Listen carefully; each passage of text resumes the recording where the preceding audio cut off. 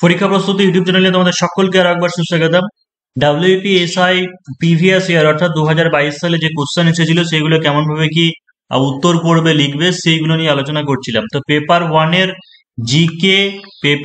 GK math এবং reasoning তিনটে ক্লাসে 3 দিন পর পর আলোচনা করে দিয়েছি। আজকে যেটা আলোচনা করবো সেটা হচ্ছে পেপার 2 অর্থাৎ ইংলিশ পেপারটা কেমন কোশ্চেন এসেছিল এবং কিভাবে লিখবে ডেমো আনসার সহ দেখাবো।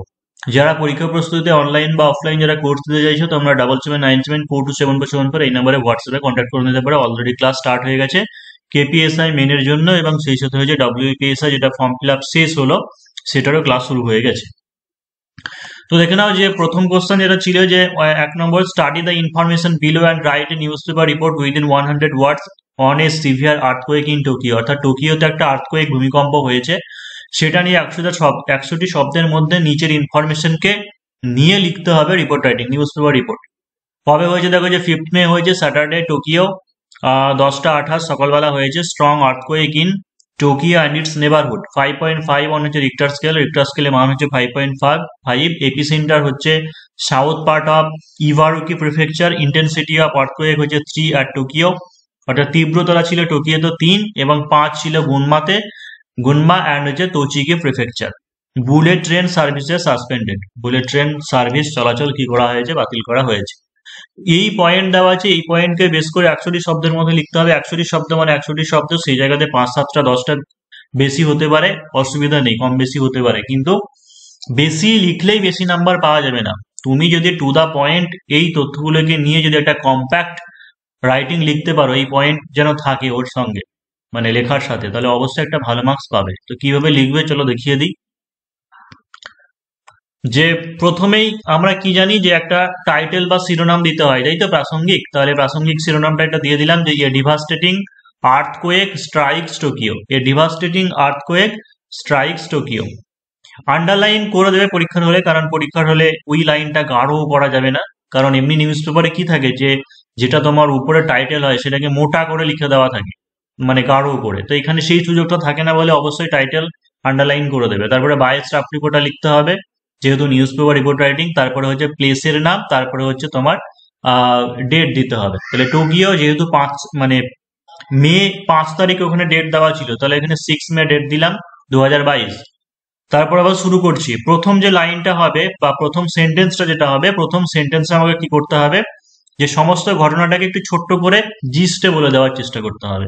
তো এই ডিভাস্টেটিং আর্থকোয়েক, একটা বিধ্বংসী ভূমিকম্প উইথ এ ম্যাগনিটিউড অফ 5.5 অর্থাৎ 5.5 মানের একটি বিধ্বংসী ভূমিকম্প অন রিক্টার স্কেলে struck on the large area of Tokyo and caused a huge devastation yesterday at 10:28 AM অর্থাৎ গতকাল সকাল 10টার সময়তে টোকিওর একটা বিস্তৃত এলাকা জুড়ে 5.5 রিক্টার স্কেল মানে একটা বিধ্বংসী ভূমিকম্প ঘটে এবং প্রচুর প্রবল ক্ষয়ক্ষতি ঘটায়। এটাই হচ্ছে বাংলা মানে। তারপর ইংরেজিতে কি লেখা আছে যে পয়েন্ট দেওয়া ছিল, এপিসেন্টার পয়েন্ট ছিল। তো its epicentre was the southern part of Ibaraki prefecture and its neighbourhood. The maximum intensity of Marshall scale was 3 at Tokyo and 5 at Gunma and Tochigi prefecture. এটাই পয়েন্ট আমাদের দেওয়া ছিল যে Marcel স্কেলে টোকিওতে 3 মাত্রা ছিল আর গুনমা বা তোচিকিতে 5 ছিল, সেটাই লিখে দিলাম। No news of deaths has been reported অর্থাৎ কোনো মৃত্যুর খবর পাওয়া যায়নি। But bullet train services have been suspended, কিন্তু বুলেট ট্রেন সার্ভিসটা কি করা যায়, বাতিল করা হয়েছে due to the breaking of railway track ভেঙে যাওয়ার কারণের জন্য। The proper inspection is going on, ঠিক আছে, অর্থাৎ পুরোটা তদন্ত বা পরীক্ষা নিরীক্ষা সেগুলো এখনো চলছে। তো এটা 10 নম্বরের জন্য এনাফ, ঠিক আছে। একটা ডাব্লিউবিসিএস বা মিসলেনিয়াস অন্য পরীক্ষাতে 40 নম্বর দেওয়া থাকে, সেখানে যদি 150 বা 200টা ওয়ার্ডের মধ্যে লিখতে বলা থাকে, তো একটা 10 marks for 10 marks it's enough, মানে এরকম একটা রাইটিং লিখলে অবশ্যই 10-এর মধ্যে 8, 8.5, 9 পর্যন্ত এক্সপেক্ট করতেই পারো। তারপরে চলে যাই যে 2 নম্বরে যেটা ছিল সেটা হচ্ছে ট্রান্সলেশন, তাই তো। আমাদের 2 নম্বরে যেটা ছিল সেটা ছিল ট্রান্সলেশন, অর্থাৎ এখন এরকম ট্রান্সলেশন দিচ্ছে যে 10টা তোমার বাংলা বাক্য দেওয়া থাকছে, প্রত্যেকটার জন্য 2 নম্বর করে আছে, এগুলোকে ট্রান্সলেট করতে হয়েছে, অনলাইনে ট্রান্সলেশন বলতে পারো। তো এগুলোকে দেখো যে তুলে নিয়েছি আমি এখানে, যে এক মিনিট, যে প্রথম যেটা ছিল দেখো যে সততার জন্য পুরস্কার তার প্রাপ্য বা সে ডিজার্ভ করে, আমরা এরকম তো বলি সে ডিজার্ভ করে একটা অ্যাওয়ার্ড। তাহলে কি হবে যে হি ডিজার্ভস, প্রেজেন্ট ইনডিফিনাইটের সেই জন্য থার্ড পারসন সিঙ্গুলার নাম্বার বলে ডিজার্ভস হলো হি deserves an award, he deserves an award সততার জন্য। তাহলে কি হবে যে ফর হিজ অনেস্টি, তাই তো, for his honesty, for his honesty. 2 নম্বর কি ছিল যে পার্টিতে যাওয়ার জন্য সে উদগ্রীব ছিল, পার্টিতে যাওয়ার জন্য সে উদগ্রীব ছিল, বা এরকম বলবো যে সে পার্টিতে যেতে চেয়েছিল, মানে উদগ্রীব ভাবে সে যেতে চেয়েছিল, এরকম করতে পারি আমি। তাহলে কি করব যে হি ইগারলি, তাই তো, উদগ্রীব মানে হচ্ছে ইগারলি, তাহলে হচ্ছে he eagerly wanted, he eagerly wanted to go, he eagerly wanted to go to the party, to the party. পরের সেন্টেন্স কি আছে যে রাম কথা দিয়েছিল যে সে যাবে, রাম কথা দিয়েছিল যে সে যাবে। এই জায়গাতে একটা অনেকে টেন্স কি ভুল করে নেয়, যাবে, খাবে, খেলবে এরকম বললে পরে পাস্ট টেন্স হবে, কিন্তু দেখো এখানে দেওয়া আছে যে কথা দিয়েছিল, ঠিক আছে, কেউ কথা দিয়েছিল যে সে যাবে, মানে এটা পাস্টেই করতে হবে আমাকে। তাহলে কি হচ্ছে যে রাম কথা দিয়েছিল মানে হচ্ছে প্রমিস করা, প্রতিজ্ঞা করা, তাহলে কি হবে Ram promised, Ram promised that সে যাবে মানে হচ্ছে হি উইল থেকে কি হয়ে যাবে উড, মানে he would go, he would go. D থেকে দেওয়া আছে যে আমি সেই জায়গাটার নাম জানি না, ঠিক আছে, আমি জানি না কি হবে ইংরেজিতে I do not know, I do not know, আমি জানি না, I do not know, I do not know. সেই জায়গাটার নাম, তাহলে কি হবে the name of, the name of that place, the name of that place, সেই জায়গাটার নাম।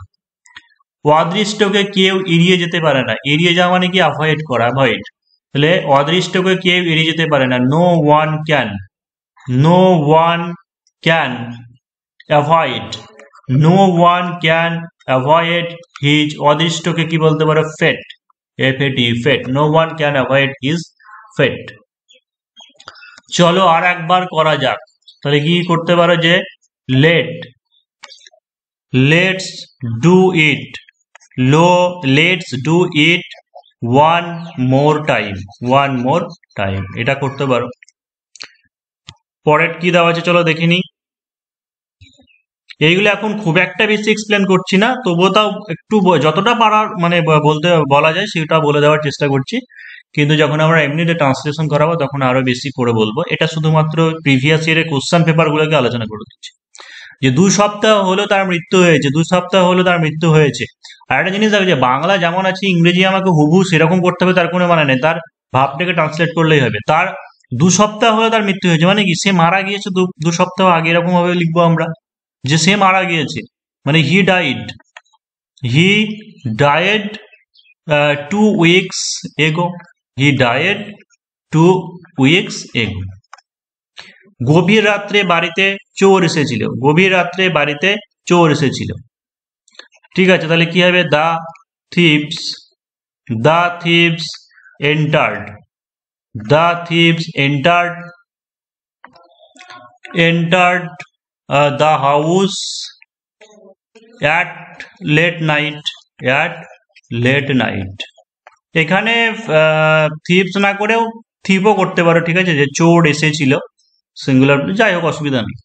আমি যে বইগুলো কিনেছিলাম সেগুলো চুরি হয়ে গেছে, আমি মানে যে বইগুলো কিনেছিলাম হচ্ছে the books, the books I bought, the books I bought চুরি হয়ে গেছে, the books I bought were, were stolen, were stolen.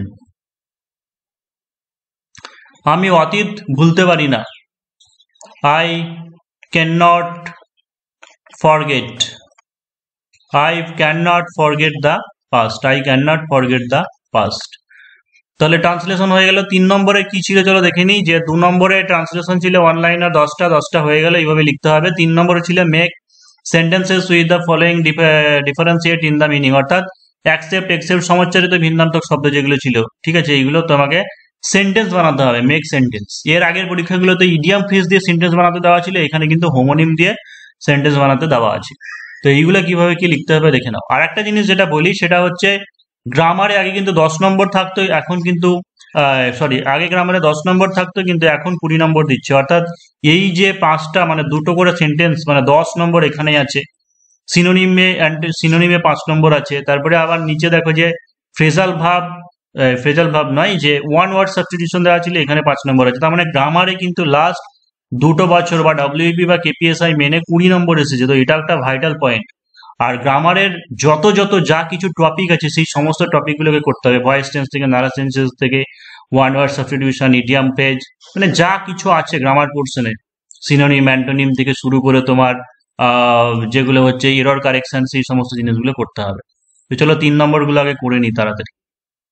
মানে ACCEPT অ্যাকসেপ্ট মানে কি? অ্যাকসেপ্ট মানে যে গ্রহণ করা। আমি এখানে বোঝানোর সুবিধার জন্য বলছি, তোমাকে বাংলা মানে বা ইংরেজি মানে কিছুই লিখতে হবে না, কিন্তু অ্যাকসেপ্ট দিয়ে কি করতে হবে? একটা সেন্টেন্স তৈরি করতে হবে।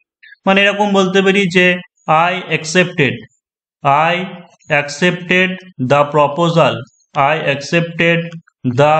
প্রপোজাল, অফ মাই বস, আমার বসের প্রপোজাল অ্যাকসেপ্ট করেছিলাম, গ্রহণ করেছিলাম। আর একসেপ্ট মানে হচ্ছে ছাড়া, ঠিক আছে, ছাড়া। তাহলে হচ্ছে I like my all my friends except Rohit. হয়তো বলে যে রোহিত ছাড়া আমি সকল বন্ধুকে পছন্দ করি। নেক্সট কি আছে যে অল টুগেদার, ALLTOGETHER। এই অল টুগেদার মানে কি? সবাই মিলে বা সবাই একসঙ্গে একসাথে। হয়তো বললাম যে আই ভিজিটেড, ঠিক আছে, বা হচ্ছে we visited Taj Mahal all together my family. আর ALTOGETHER অল টুগেদার এটা মানে হচ্ছে পুরোপুরি, ঠিক আছে, পুরোপুরি। হয়তো বললাম যে the devastating earthquake uprooted the railway track altogether। মানে হচ্ছে altogether একসঙ্গে মানে কি বললাম? যে পুরোপুরি ভাবে পুরোটা uprooted করে দিয়েছে। নেক্সট হচ্ছে DESCENT ডিসেন্ট, আর DISSENT ডিসেন্ট। তো এই ডিসেন্ট মানে কি হচ্ছে? অবতরণ করা। আচ্ছা চলো এখান থেকে দেখিয়ে দিই যে ডিসেন্ট, DESCENT ডিসেন্ট মানে হচ্ছে অবতরণ করা। The plane had gone into a slip, sorry এটা স্লিপ ডিসেন্ট। তারপরে যে DISSENT ডিসেন্ট মানে হচ্ছে মানে কন্ট্রাডিক্টরি, বিরোধিতা। তাহলে কি যে two members dissented from the majority. LOOC loose, এটা মানে হচ্ছে হালকা, এই আলগা হয়ে যাবে, আলগা। তাহলে বললাম the belt of the motor came loose, মানে মোটরের বেল্ট কি হয়েছে? যে হালকা হয়ে গেছে, সরি আলগা হয়ে গেছে। LOOC লুজ মানে হচ্ছে I am very upset losing my mobile, সেটা মানে হচ্ছে হারানো। আর QUIT কোয়াইট মানে হচ্ছে কি? যে যথেষ্ট বা এনাফ বলতে পারো, মানে he has quite preparation of WBCS। আর QUIT কোয়াইট মানে যে শান্ত। We know cow is domestic and quiet animal. এরপরে ছিল রাইট সিনোনিম। এই যে 5টা ওয়ার্ড দেওয়া ছিল, 5টা ওয়ার্ডের সিনোনিম লিখতে হবে। তবে এই সিনোনিমটা সবার সাথে নাও মিলতে পারে, কারণ সিনোনিম অনেক অর্থে হয়, মানে সমার্থক শব্দ অনেকগুলি হতে পারে। তো কার্কাস এটা ছিল সেটা ছিল মৃত জীবজন্তুর দেহ বা এরকম বোঝায়, মানে হচ্ছে ক্যাডাভার। কনফেস মানে হচ্ছে স্বীকার করা, অ্যাকনলেজ ACKNOWLEDGE। তো অ্যাকনলেজ ইটারনাল মানে হচ্ছে অমর বা চিরস্থায়ী, মানে ইমর্টাল। রেয়ার দুর্লভ, মানে স্কার্স বলতে পারো অভাব। তারপর হচ্ছে রেজিলিয়েন্ট মানে হচ্ছে স্থিতিস্থাপক বা হচ্ছে ইলাস্টিক। তারপর দেখো যেগুলো ওয়ান ওয়ার্ড সাবস্টিটিউশন ছিল, যে one who knows everything, omniscient, OMNISCIENT omniscient. One who does not believe in god, atheist. Incapable of being seen through, opaque, OPAQUE। এগুলো বানান ভুল হলে কিন্তু নাম্বার কেটে নেবে সবটাই। Destitute of knowledge, ignorant. তারপর হচ্ছে কন্ট্রারি টু ল, এটা হচ্ছে ইমরাল। তো এইগুলো ছিল সিনোনিম, ওয়ান ওয়ার্ড সাবস্টিটিউশন। মানে টোটাল ইংরেজি পেপারটা আজকে শেষ হয়ে গেল। মানে আগামীকাল নেক্সট ক্লাসে তোমাদেরকে বাংলা পেপার যেটা থাকবে বাংলা পেপারটা আলোচনা করে দেবো।